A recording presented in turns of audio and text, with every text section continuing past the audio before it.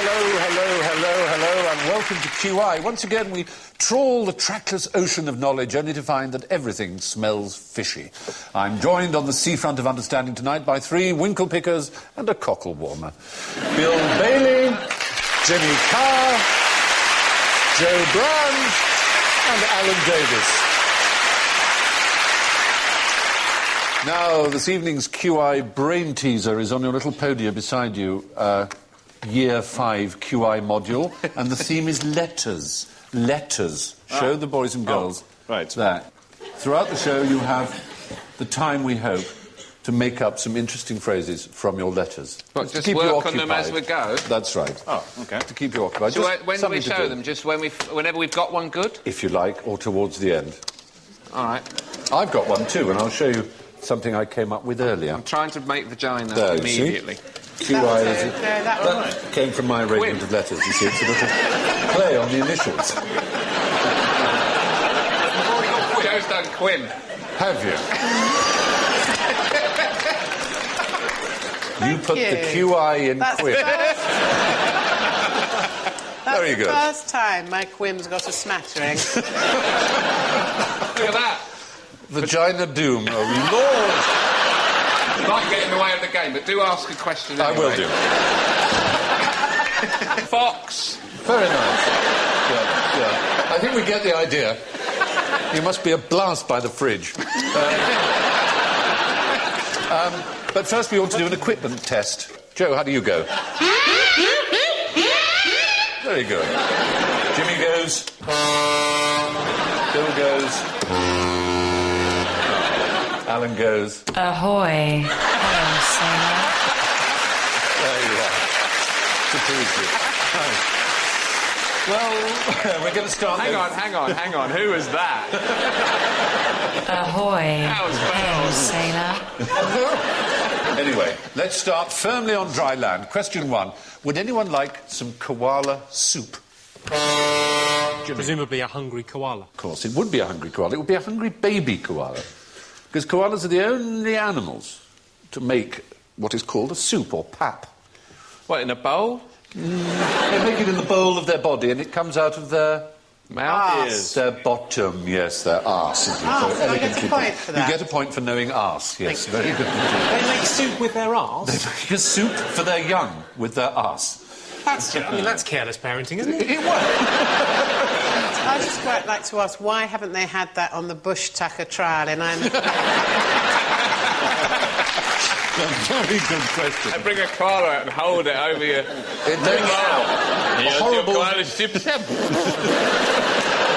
That's a horrible new meaning to waiter, there's a hair in my soup. There you are. They're not koala bears, they're not bears. Well done, they're not bears, they're are marsupials. Yes, what are they most closely related to? Kangaroos, the fish. Other marsupials. A wombat, in fact. Wombat. They're wombats. Brothers and sisters. Wombats don't have soup, they have cubical feces. Do they? Oddly, yes. Little dice. Cubicular? Cubicle. He can't get that leaf down, look, he's been chewing it for 10 minutes. Well, no, isn't that because he's eating the leaves of the eucalyptus tree? He is, which indeed. Acts as a powerful hallucinogen on the koala. So a lot of the time they're just saying, yeah, whoa, what did I come up here for? Is that where they got the idea of... Well, it's an analgesic rather than a hallucinogen. I've always got those two mixed up, you know. It's sort of numb, a painkiller. It's poisonous. Yeah. They have an incredibly long intestine, about a mile long, to digest all that poison that would kill a human. Yes, what it is, it's really quite interesting, and that's what we're here for, to Indeed. be quite interesting. They can tell, which scientists can't, the age of a eucalyptus leaf. It has to be between a year and 18 months. If it's any younger, it has no value whatsoever to them. They sleep for 20 to 22 hours a day. 22 hours a day? I've got to give you 2 points for that. You're absolutely right. I won a night out with a koala. Yeah, when we were out all night. We went to a restaurant and to a club. All night. What do you have? Soup of the day? What do they drink? What did your koala drink? Beck's. Yeah, they don't drink. In Daruk language, koala means no water. But the main thing we have to remember about koala bears is that they are not bears. So that leads us to, where do bears do their business in the winter? Ahoy. In the woods. In the woods, did Yeah. you say? I'm afraid it is. That's minus 20 points, Alan Davies. 20? Well, yes. Yes, Jimmy. The Cayman Islands for tax purposes. No. No. The fact is, for the 7 months of the year that they're hibernating, bears do not either urinate or defecate. God, they must be busting to go when they get up. They have a very clever little device. Firstly, they recycle the urea as protein in their body so they don't need to pee. And their body makes a little thing called a tappet, which is composed of sort of feces and hair and various other things, and it's a sort of butt plug that seals up their anus for the winter. Are they available in the shops yet? She-bears give birth when they're hibernating. When they're asleep. Well, they sort of wake up rather briefly to give birth. Oh, Jesus. And apparently forget about it afterward. They go straight back to sleep again. And they can give birth to up to 4 cubs from 4 different fathers. Sounds like the royal family, doesn't it? Do they live on an estate, by any chance? Did you just say, do they live on an estate? Well, it sounds like it. White trash bears. Yeah, they do sound a little bit white trash to me. So, now, bear in your bathroom, what shouldn't you squeeze? Toothpaste. Oh. Yes. It will make it crazy with desire. Crazy with desire, lust. Well, a sort of lust for the toothpaste. You'd be safer carrying a freshly butchered elk leg. In terms of, it would just... There was a recent... In the bathroom. Marks and Spencer's, 6 butchered elk legs. For some reason, bears go crazy for toothpaste. What? They trashed a tourist camp in the Arctic, some polar bears, recently. But toothpaste does something to dogs as well, gets them going. You're absolutely right. So, even though they're close relations, there are dog toothpaste to look after their teeth, but they're flavoured in all kinds of odd ways. Oh. Peanut butter, beef, things like that. Trouser leg. So there you are. Don't go around with toothpaste near a bear. What has huge teeth and only one facial expression? Janet Street Porter. Janet Street Porter.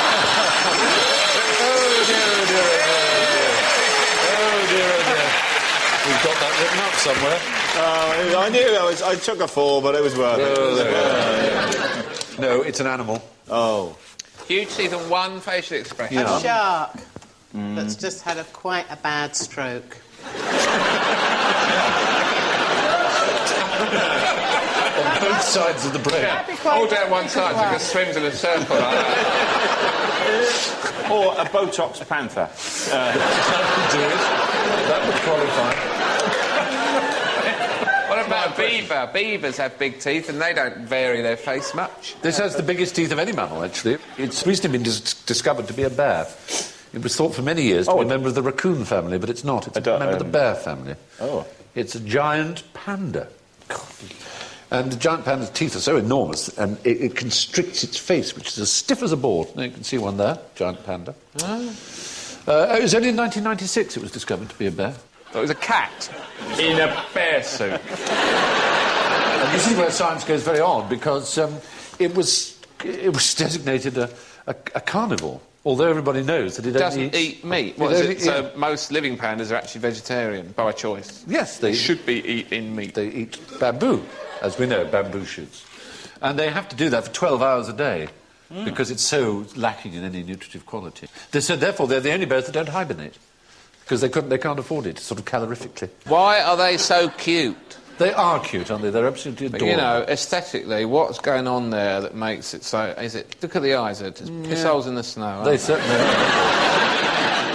Have they ever been sort of successfully bred with other bears? Why are they so unlibidinous? Well, I don't know. Do you want to know about their penises?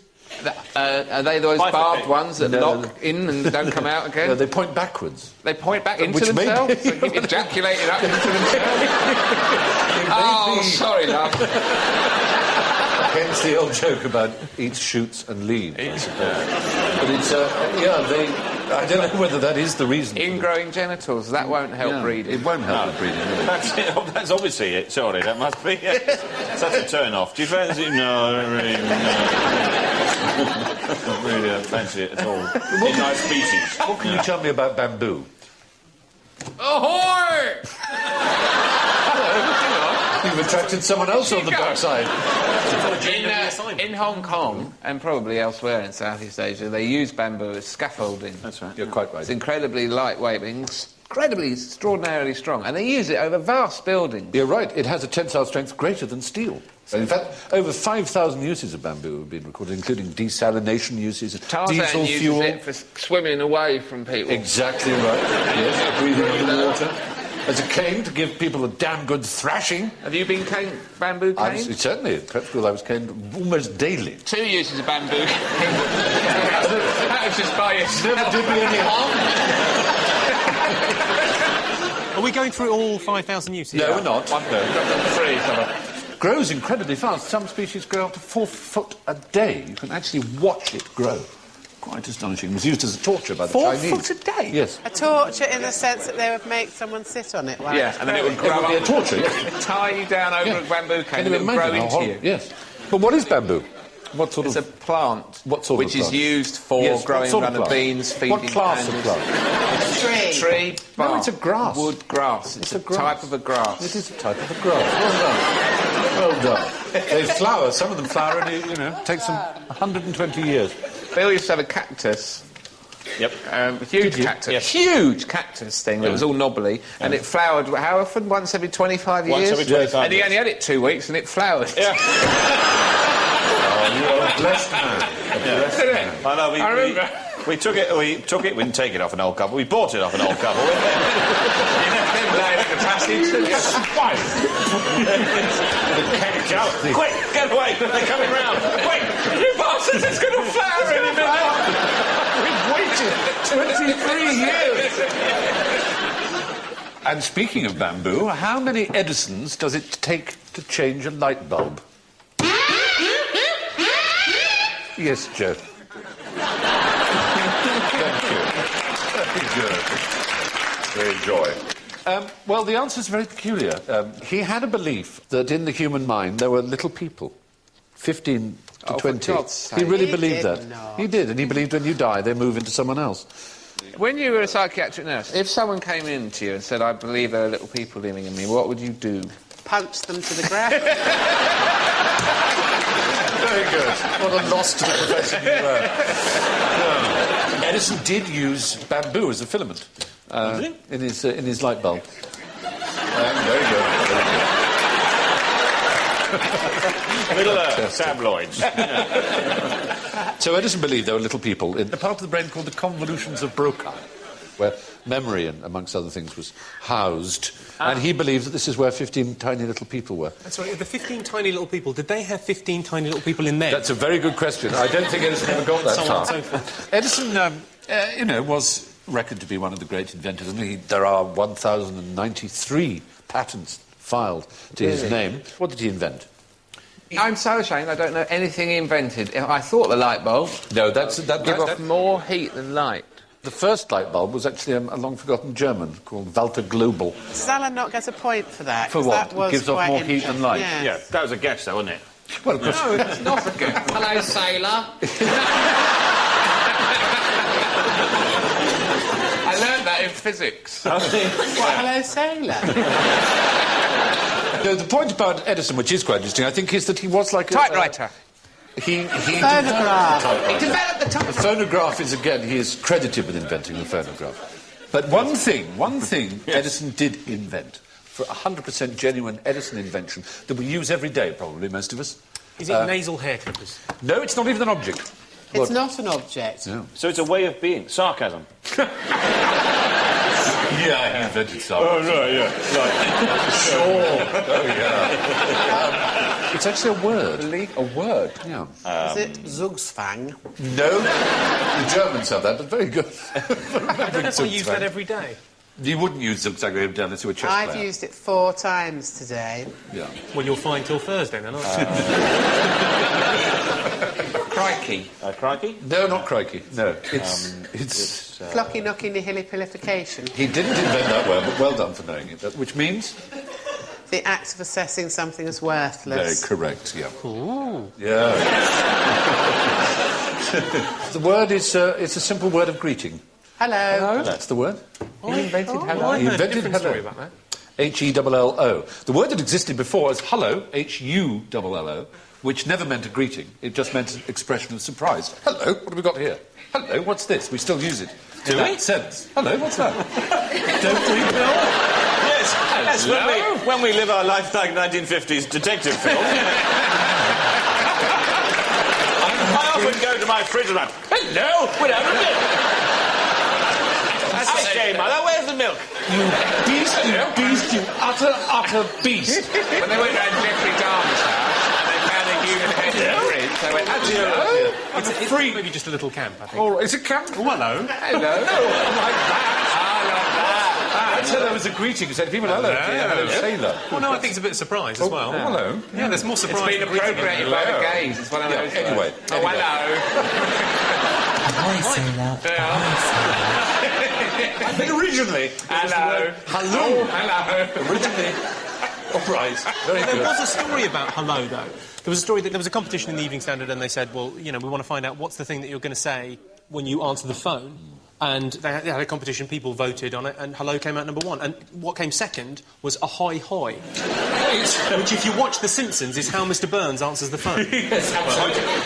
Actually, what it is that was Alexander Graham Bell's favoured method of answering the phone, was to go ahoy hoy. Which I still use. Do you? Good for you. Good for you. Whereas I get mocked for using hello. Like that. Not on the phone. No, that's perfectly acceptable. No. It's when smoking a pipe and salty surprise. Hello, what's going on Lord. here? Stephen, what was the last thing that made you go, hello? It was a genital wart. Was it a genital? I knew it would be something to do with genitals. I knew it. So, hello happened to be one of Edison's favourite words. When he first recorded sound, he shouted halloo, which was actually a cry from the hunting field, a view halloo. So halloo was the first recorded word. And he reckoned, Edison, that it sounded very clear. He discovered this while testing Alexander Graham Bell's prototype. So the first written use of hello, spelt with an E, is in a letter from Edison in 1887, actually. And Alexander Graham Bell preferred ahoy, ahoy. In our house, if you ring my dad, he answers the phone like that. What? Yes. Like that. Well, I mean, of course, a telephone is a fantastically rude thing. I mean, it's like going, speak to me now, speak to me now, speak to me now. You know, if you went into someone's office and banged on their desk and said, I will make a noise until you speak to me, it would be considered unbelievably rude. Yes, and of course, that's what they had before the telephone, wasn't it? Speak to me now. Yeah, exactly. And then you goes, call waiting, call waiting. Exactly. Oh, so there we are. Edison's really useful invention, the word hello. Now, how do you know? It's like, I don't know, it's like occupational therapy in an old people's home. Now, oh, hello, what have we got here? Put Smarties tubes on cats' legs, make them walk like a robot.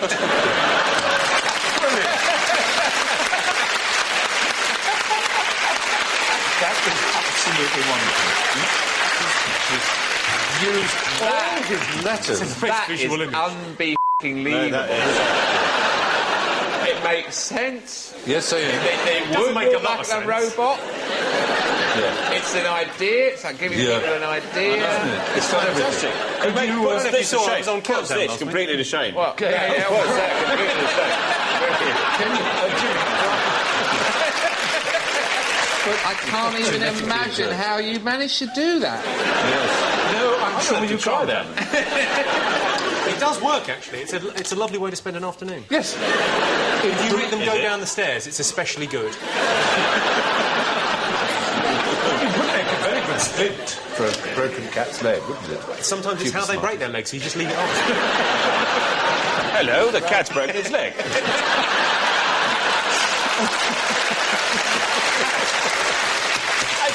Mother, have you had any anti-smarty tubes? What's with the biro in the mouth? He's given up smoking, the bloke, he needs a substitute. It is one of my proudest facts is that I am possibly the last ever pipe smoker of the year. That's right. I saw Because new actually- government rules have meant it unlikely there'll ever be another one. I saw a very interesting article. I think, believe you were in it, in the Chap magazine, and you were talking about pipe smokers and the fact that actually the act of having a pipe it does bestow a certain trustworthiness. Out of two builders, you would choose the builder who's got the pipe somehow. because they look more somehow. There's a kind of placid, they don't look so edgy in the Well, I think like that, all right. Absolutely right. Yeah, brilliant. You brought it alive in a little tableau. Thank you. Wonderful. Now, our weekly reports from the frontiers of knowledge, the round that those who ought to know better call general ignorance. So, fingers on buzzers. Name a dinosaur beginning with B. Ahoy. Brontosaurus Alany. Brontosaurus. is a dinosaur. No, it isn't. Was a dinosaur. Never was. Never was. Misnomer. There's never been a category of dinosaur called Brontosaurus. Well, where does Brontosaurus come from then? Well, it's a complicated couldn't story, say and that, I'll try and take you through it. There was a skeleton that was once labelled with the name Brontosaurus, but it turns out to have been a misidentified Apatosaurus. The mistake arose in part because the Apatosaurus body was mixed up with the skull of a Camarasaurus. What do you mean they just got a load of bones in a crate? Yeah. It was the Apatosaurus that had been named first. Tiberius can look mad. Very good. Oh, hello. Pterodactyl. A pterodactyl. I was with Tyrannosaurus I've got one here. This is property of Brontosaurus. A Brachiosaurus. That's a Brachiosaurus. 5 points for Thank you, you. young master. Thank you very much. You brought your Brachiosaurus. toys in to It actually Carr. belongs to young Luke Fletcher, who's the son of one of our researchers and script writers. Little And Lukey we thank you very Fletcher's much for right. lending it. Thank you, Isn't Luke. Barney a dinosaur? Barney, very good. I'll give you 2 points for Barney. Very good indeed. Barney, the purple dinosaur on the playmat. You could have had Barosaurus, Barapasaurus, Bagaceratops, obviously. Yeah, we didn't want to go for the obvious one, Beckle did we? Spinax, Beckle Spinax, Byronosaurus, my personal favourite, which is Bambiraptor. Bambiraptor. Savage baby deer. Yes, sweet idea. Bambiraptor. All right, fingers again on your mushroomoids. All right. How long can a chicken live without its head? Alana. 15 to 30 seconds. No. Does it have private medical cover? As long as it takes it to cross the road. The Well, answer I will know surprise how you. long it takes a live chicken to become a pret-a-manger sandwich. Do you know that? No, tell. 55 minutes. Good Lord, that's fresh. Really? That's fresh. That's Don't a you fresh mean start. hello? Not always. They run around for up to half an hour afterwards. No, you'll be amazed. You'll be amazed. 48 Is hours. it about a week or two? No, much longer. 7 years. 2 years. 2 years? 2 years. Oh, 2 years. I give you... Stephen No, Fry. it's famous. I give you Mike, the headless chicken. From Where the town, is he, Mike? The town of Fruita. The town of Fruita in Colorado. He was on Time magazine, Life magazine. It's like he a really travelled big, America. like 6-foot chicken. his- no, In no, a no, kind that's- of, looked that- a bit like a bloke. His you know. head was chopped off, but enough jugular vein and brainstem remained for him to stay alive, and he trotted around. There is still a website called www.miketheheadlesschickenchicken.org. Oh, wait a second. I promise you. Just check it out. I'm just going to check that out. Have a look. Do. He was fed with an eyedropper. Why don't they just cook him?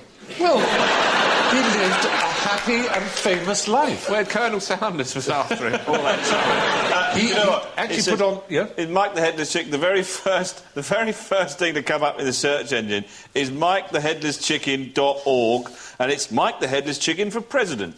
There you are. He is a cult. There's a song. There's a Mike the Headless Chicken song. Mike the Headless Chicken. Live A legend by the of the sea. West. No farmer's axe could stop his heart a beating in his breast. Fingers on buzzers. Who discovered penicillin? Fleming. Oh, dear, oh, dear. Obviously. I mean, he did. No, he He didn't. did. No, he didn't. Did on mouldy bread, which you rub in your cuts in the outback. No. Alexander Fleming. Yes.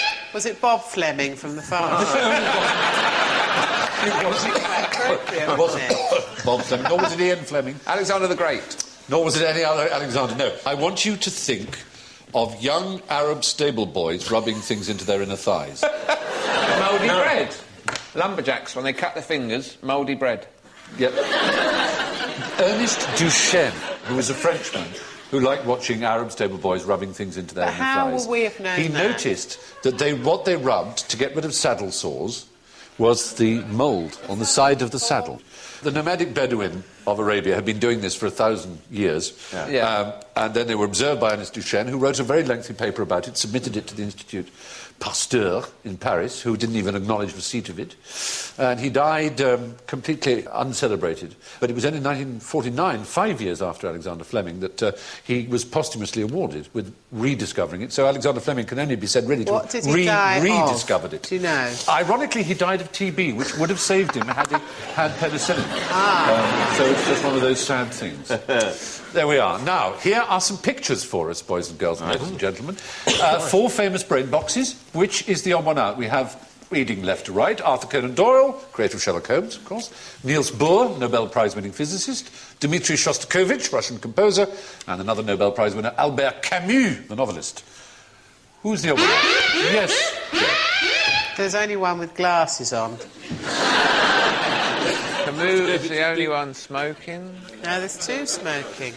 Is he the only one that played in goal for Algeria? Ah, no, you're in the right area. Not the only one by any means. He was the only one who played for the University of Algiers. Did Shostakovich play in goal for Algeria as well? No, he didn't. We forget Algeria. They were all first-team goalkeepers. 3 of them were. Oh. Conan Doyle's the only one who believed in fairies. He also played in goal for Portsmouth.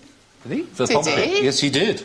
Yes. He was a proper goalkeeper. And his stance Niels like Bohr that. played in the University of Copenhagen first team.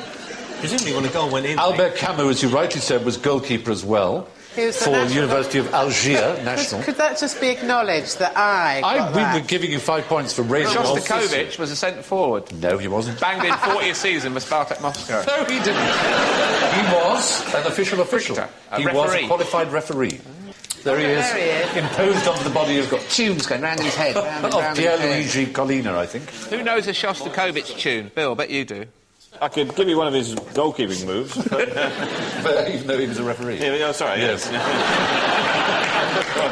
That's all right. Just keep up. And so to the final whistle. In last place. Any reason for that intonation? With minus 35.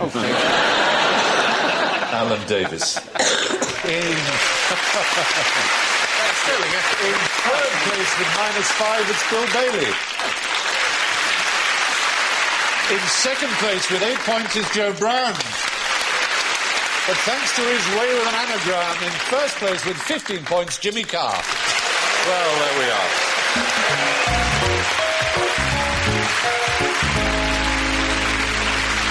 And that's it from QI, this week at least. To Bill, Jimmy, Joe and Alan, there's nothing left to say but the words of the immortal Swedes. The winner takes it all, the loser standing small. Good night.